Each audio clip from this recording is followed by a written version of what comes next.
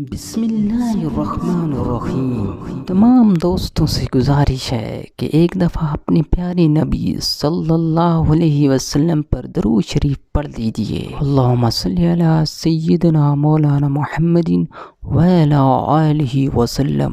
حضرت عائشہ رضی اللہ عنہا نے بیان کیا ہے کہ نبی کریم صلی اللہ علیہ وسلم نے کوئی کام کیا جس سے بعض لوگوں نے پرہیز کرنا اختیار کیا۔ جب نبی کریم صلی اللہ علیہ وسلم کو اس کی خبر پہنچی تو آپ صلی اللہ علیہ وسلم نے فرمایا کہ ان لوگوں کا کیا حال ہوگا جو ایسی چیزوں سے پرہیز کرتے ہیں جو میں کرتا ہوں۔